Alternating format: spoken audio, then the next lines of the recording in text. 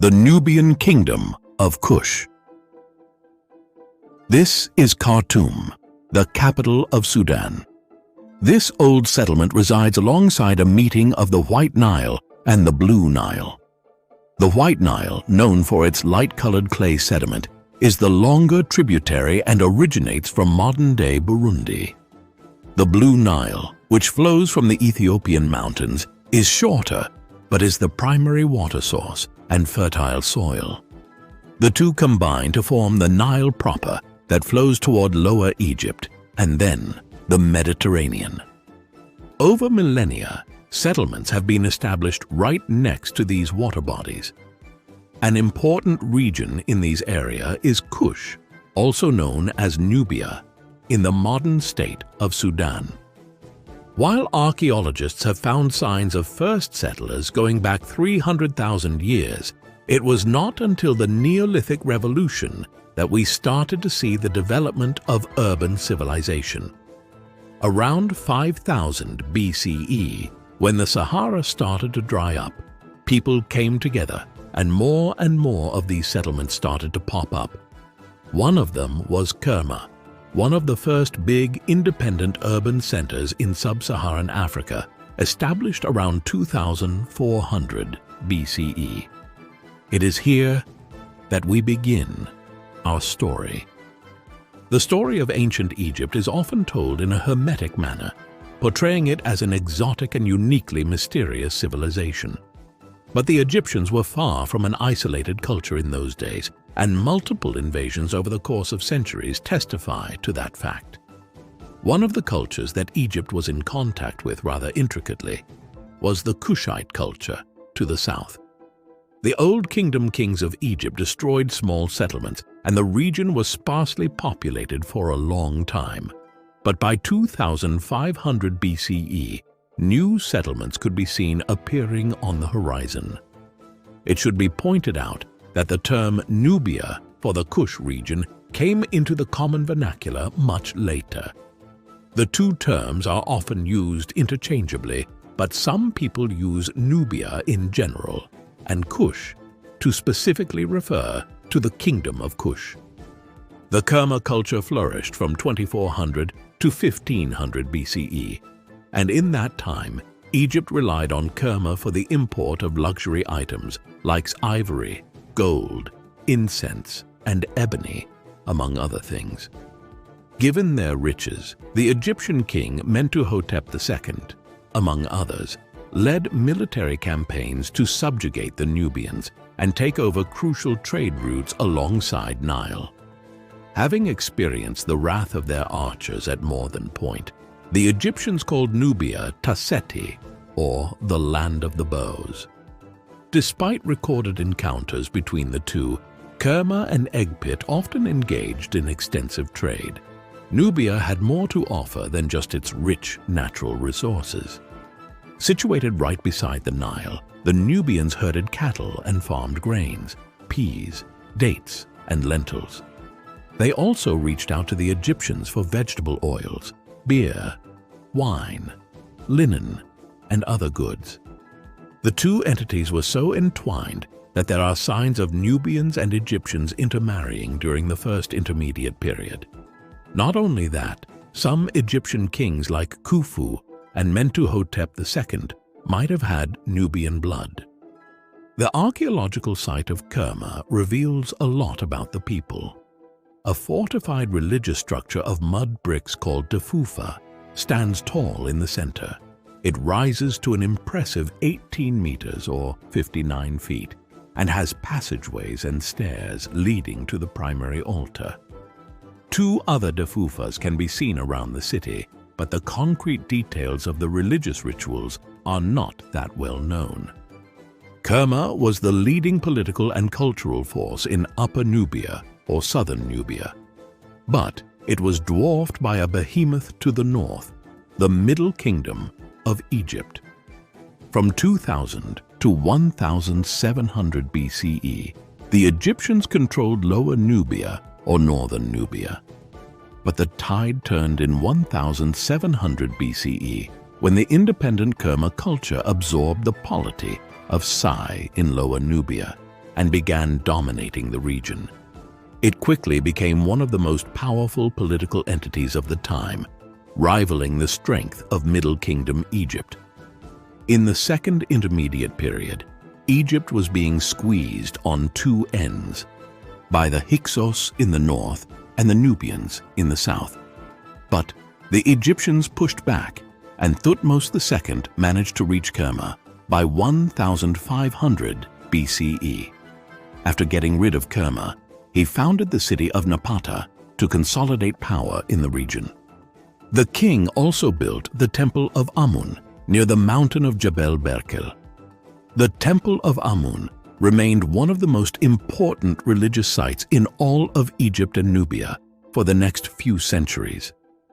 During the New Kingdom period, most of Nubia remained under Egyptian control.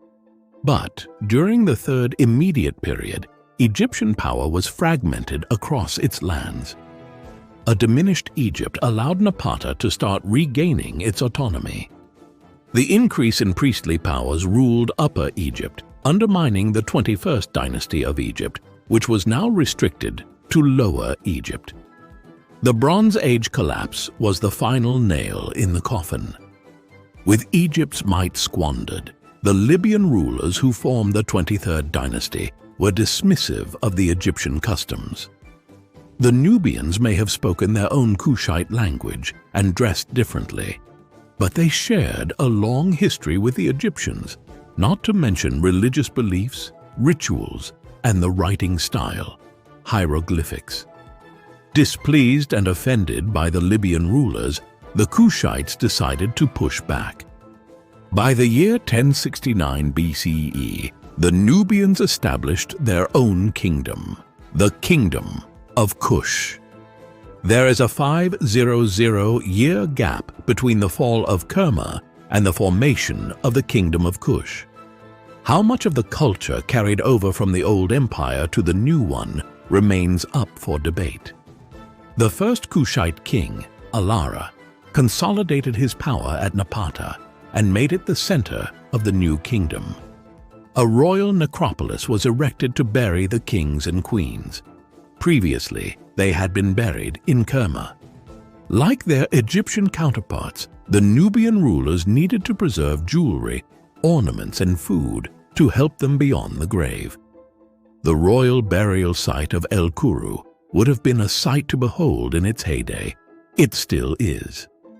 While their burial methods were similar to the Egyptians, the Nubian pyramids were far more steeper.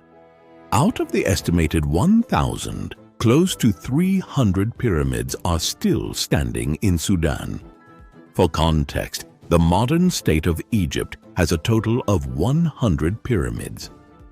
In the 8th century BCE, Napata was ruled by a king named Kushite, who not only controlled the gold mines in Nubia, but also controlled several routes across the land and Nile. He decided to invade Egypt. Kushite's ambitions seem to have been modest. He wanted to secure the religious sites at Thebes. He managed to creep into Upper Egypt and install his daughter, Amenerdes I, as the divine adoratress of the god Amun in Thebes. The Upper Egyptians saw Kushite as a liberator and took his arrival as a good sign. He had restored the religious order and driven the Libyan oppressors away. Without engaging in an out-and-out conflict, he established the 25th dynasty of Egypt, one ruled by a Kushite monarch. But Kushite was not long for this world and was succeeded by his son, Piye. Piye engaged in military campaigns between 728 and 716 BCE to consolidate power in Lower Egypt. It should be noted that Egypt at this point was a fragmented mess, ruled by 4 claimants to the throne. He marched north without prejudice, claiming lands and taking cities left and right. He turned the conquered kings into vassals and thought it best not to meddle in their issues any further. His expeditions continued into the delta as he captured Hermopolis and stamped out any naysayers to his rule. He also reinforced and expanded on the temple at Jebel Berkel and was buried in a nearby pyramid after his death. His successor, Shabaka, squashed several rebellions, extended the boundaries of the empire, and ruled from Thebes. The Assyrians were expanding their territories, and kingdoms like Israel and Judah were rebelling against them. King Hezekiah of Judah reached out to the Nubian king for help, who was happy to help. The northern territories had always provided Egypt a nice buffer from Mesopotamia, but now it was starting to break down. Shebitku ascended to the throne after Shabaka's death and managed to ward off the northern enemies. His successor, Taharqa, was not as fortunate. After defeating the Assyrians in a major encounter, he was wounded in the second around 670 BCE and retreated from Memphis to Thebes. The Assyrian king Esarhaddon captured his family and several members of the Egyptian royalty and sent them to Nineveh as hostages. Taharqa funded revolts in Lower Egypt and antagonized Esarhaddon over the next couple of years. After Esarhaddon's death, the command passed to Ashurbanipal, who defeated the Nubian king and penetrated down the river to Thebes.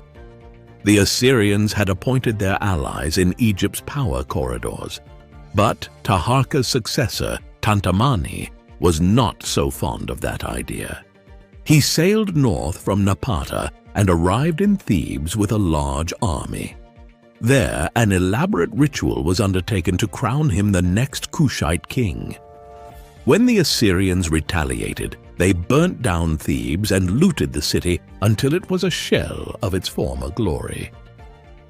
Tantamani retreated to Napata, from where he ruled until his death. The Assyrians established the 26th dynasty of Egypt and sent the Kushites packing. The sun had set on the Kushite reign of Egypt. The 25th dynasty of Egypt had seen its days, but the Nubian kings continued to rule in the south for another 1,000 years. As the 26th dynasty hunted them down, the Kushites relocated to Meroe. The new city continued the lineage of Egyptian customs and fashions. The political ideas and the religious practices were the same, and the priests of Amun played a major role in the society. This changed, however, in the 3rd century BCE when Achaemenes I, also known as Ergamenes, had all the priests slaughtered and changed the socio-political infrastructure in Meroe. Egyptian culture was either abandoned or assimilated into Kushite ideas. Since the area was rich in iron, they started to export it and other manufactured goods to Egypt and the Mediterranean, and even all the way to India and China. The stories of its wealth were so ridiculous that Cambyses II set out from Persia to conquer it. Thanks to the terrain and the weather, he never reached it. The society of Meroe was still hierarchical, but the lower class was still fairly well off. Pastures and greenery surrounded the city, and cattle herders could be seen in distance during the day. The royals lived in large palaces that can be seen in the ruins. The city's temple of Amun is said to be as big as the one in Napata and attracted eyes from everywhere. Among those eyeing it were the Aksumites, who arrived and sacked Meroe in the 4th century. But it is said that the city was already in decline by that point. Cattle herding and iron mining relied on wood, which had been chopped down, grazed, and generally speaking, destroyed over multiple centuries. This endangered the entire ecosystem, which led to the downfall of the great urban settlement. Once the Aksumites arrived, it was abandoned, bringing an end to the glorious saga of the Kingdom of Kush. If you enjoyed this video, make sure to like and subscribe. Let us know your thoughts in the comments, and we'll see you in the next one.